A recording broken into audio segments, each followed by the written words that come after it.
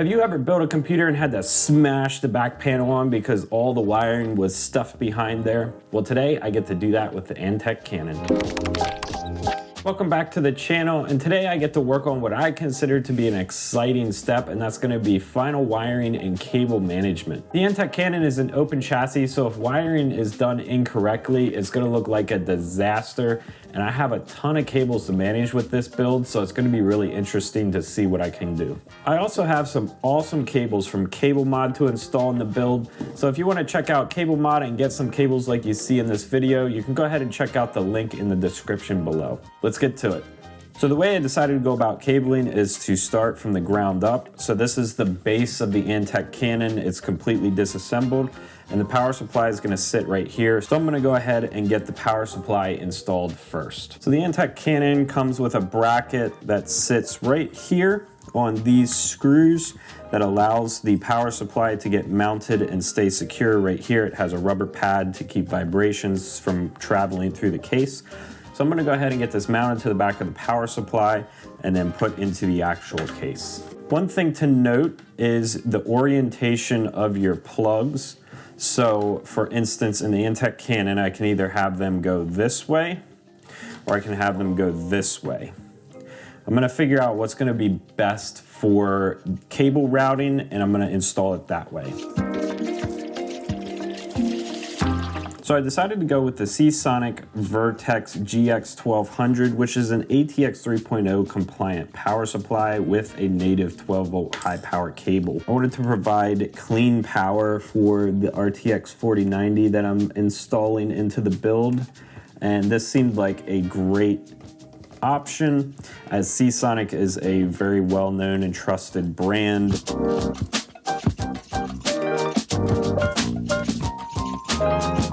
Okay, so we got this power supply installed into the bottom of the Antec Canon, and I can go ahead and get the motherboard tray and kind of create a way for it to sit straight up and down so I can start working on cable management. Since I decided I'm going to be using the Lee & Lee fan controller after Lee & Lee answered my inquiry about why the 6 fans clustered together were not showing up with the RGB when plugged into this, they informed me that L-Connect 3 needs to be installed. So I'm going to go ahead and trust them and use the fan controller, and we're going to get L-Connect 3 up and running once we get the build done so that we can get all of the LEDs working appropriately. So I'm going to go ahead and attach the fan controller to the back panel here with the provided double-sided tape that Lee & Lee provides. I have all of the connections plugged into the fan controller right now. So we have the PWM fan controller, which I'm going to plug into the CPU fan header. That way we don't get any CPU errors.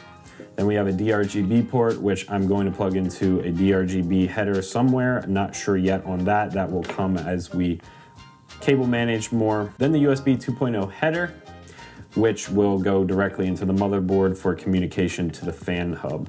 And then we also have the 2 SATA power ports right here. So I'm gonna go ahead and I'm gonna attach the fan controller to the back side of the motherboard tray. And I'm gonna set it down right around here. That way I have room above for the other fan controller that I'm using. Okay, so that's stuck on right there. The USB fan header is going this way. The rest of the cables are going to go that way. And then I also have the Asus ROG fan controller that came with the Maximus Extreme motherboard. And this I'm just going to use to control the rest of the RGB. So the CPU block, the GPU block, as well as the lights for the reservoir and the pump covers. That's where all of these connections are going to come from. I'm going to use the ARGB ports on here just to branch everything and make it easy, have it in a centralized location. I'm going to go ahead and attach that right here, and I'm going to have the rest of the connections run out this way. But I'm going to go ahead and get these connected up first, and then we can get it attached. So we have the power connected, we have the USB 2.0 header connected, as well as the DRGB connection, and we can get this attached to the back panel as well. So now we have both fan controllers attached to the back panel, and we have their cables. You can see it's already starting to get a little bit messy, but everything's going to be hidden behind this panel, and we're going to make it look nice and neat. We're going to do that with cable ties and different things like that. So I'm going to go ahead and move on to getting some of these cables nice and tidy and start understanding how I'm going to start routing cables throughout this build. So I bought a cable organizing kit from Amazon, and it has some really nice items in it. So for instance, we have some 3M double-sided tape Velcro loops that we can attach anywhere on the back here and run cables through those loops, as well as some of these plastic organizers that we can run cables through. I actually think I'm going to be using some of these as they seem pretty handy, as you can open them and run cables through. So they might be good for places like here or down here, depending. Right here might be a good spot for one of these so that cables can route and not be a mess. Definitely over here that can happen. So this is going to come in handy. We have these as well. We also have your standard cable ties, your Velcro cable ties, and then we also have nylon zip ties in case we want a more tighter permanent solution versus something that we can take apart. But we have a bunch of different options that we're going to explore here and see what we can do.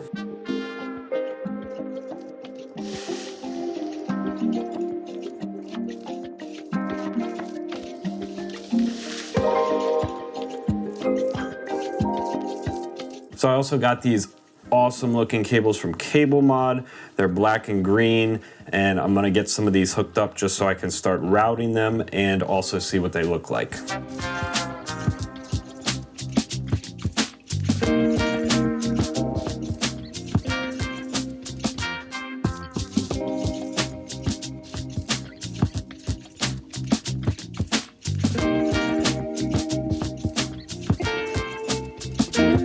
Okay, so here's a closer look at the back of the Antec Canon motherboard panel. So here we have the Asus ROG fan controller, and here's the Lee & fan controller.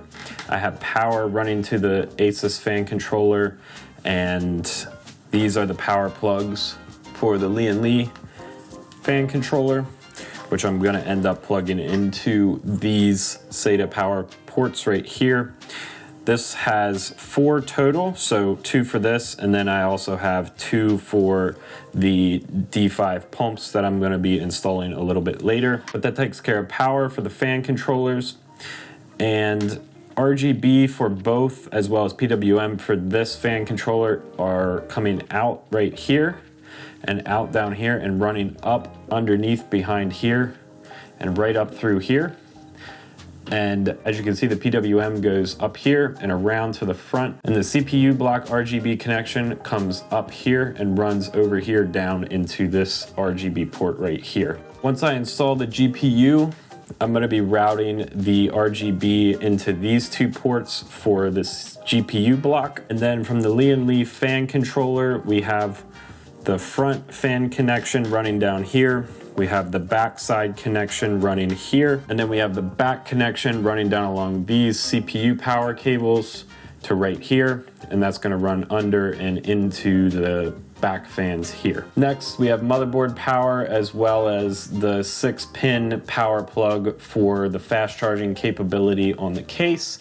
So we have those running from the power supply to the motherboard, as well as the CPU power around to the front. But for right now, this is looking really good. The USB header plugs are looped all right here to get rid of the slack, and then just provide enough to get them plugged in. And the RGB splitter that I'm using is coming out here, running down along here, up here, and does a loop here and allows both fan controllers to plug into the RGB ports right here. So all in all, this is looking pretty good so far. I'm pretty happy with how this is looking.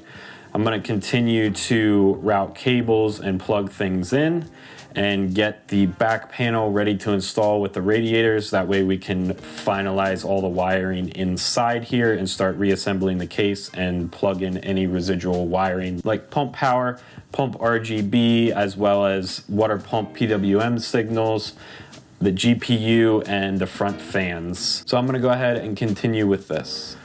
Okay, so I got the back side connected with the front side, and I'm gonna go ahead and start reassembling this case. And the next time you see it, it's gonna be completely reassembled.